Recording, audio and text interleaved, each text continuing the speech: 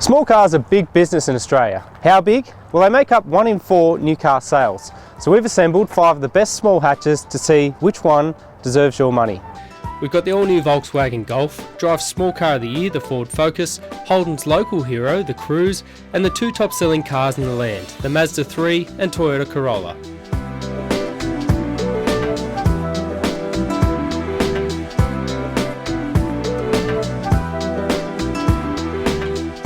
The Mazda3 has been a perennial top seller in Australia in recent years, appealing to buyers with its compact size, reliability, and most importantly, sharp pricing. The 3 was first introduced in 2008 before undergoing its last major update in 2011. And that makes the Mazda3 the oldest car in this comparison. Yet, even after a 7-year life cycle, it still remains very relevant to new car buyers, and that's why it's still selling so well. Steering has traditionally been a strong suit for Mazda, and this car really nails it in terms of the way it corners and the way it holds to the road. The Mazda does come standard with sat-nav, but also misses out on some of the more basic accessories like a reverse camera or reverse sensors. It's also very noisy too. The roar of the tyres, particularly on coarse chip sections of road, is quite noticeable. So is the noise of the engine at higher revs. While the Mazda is still a competent small car, the current model is beginning to show its age. Expect that to change though when a new model is launched early next year.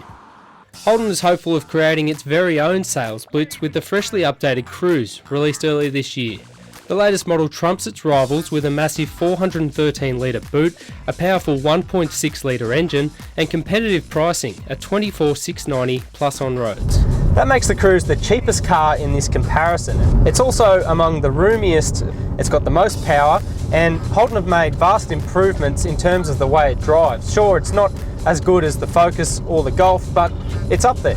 The other sore point for the Cruze is its fuel consumption. Holden claims it will consume 7.9 litres per 100. In real-world driving, you're lucky to get below 10. That kind of fuel consumption is on par with the Cruze's larger, faster stablemate, the Commodore. The Cruze does miss out on reverse sensors and a reverse camera, but its biggest letdowns are interior finish and overall finesse. The Toyota Corolla is another highly popular small car, recently unseating the Mazda3 as the top-selling model in Australia. The latest iteration was launched late last year and offers the best road capabilities yet. Forget what you've been told about the Corolla's mushy road dynamics, because the latest example is quite a bit of fun to drive. Probably tends towards being a little bit firm, but it's still a great daily driving proposition nonetheless. The Corolla does poke along nicely, though the engine is a little bit thrashy and noisy, and that's probably exacerbated by the CVT Auto. The styling of the Corolla probably isn't going to suit everyone's taste either. It's definitely comfortable and roomy, particularly the seats, but some of the cosmetic touches like the aftermarket looking screen got mixed reviews from our panel of judges. At $25,990 plus on roads, the Corolla is at the lower end of the price scale. For that, buyers get satellite navigation, a reversing camera, 17-inch alloys and sports seats. However, the Corolla isn't as refined as its rivals in this comparison and only gets a 280-litre boot. Drive's reigning small car of the year, the Ford Focus, is another convincing package and a serious contender in this shootout. The car we're sampling is the Sport model, fitted with a 2-litre engine, dual-clutch automatic transmission, and priced from $28,190 plus on roads. And that makes the Focus the most expensive car in this comparison, but you do get a fair bit of kit for the price. Reverse camera and sat-nav as standard, as well as a swag of other goodies. It's also a great car to drive. The steering is responsive and well balanced, and the dual clutch really complements the 2-litre engine. But one of the black marks against this car is its interior. The seats and the quality of the materials are great, there's no complaints there, but it's easy to get lost in the sea of buttons all over the dash.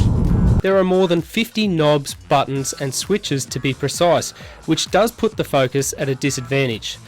It's a small price to pay for what is an accomplished package. The Volkswagen Golf is the newest competitor in this small car comparison and brings some headline features. It's the only car with stop-start fuel-saving technology, as well as air conditioning vents for backseat passengers.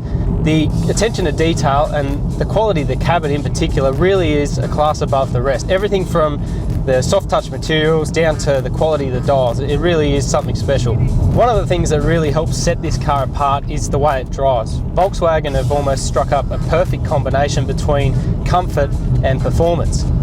The ride in this thing is quite accommodating, and it's also really quiet on the road. That said, if you want to take it out for a squirt on the weekend, it's quite adept at that too.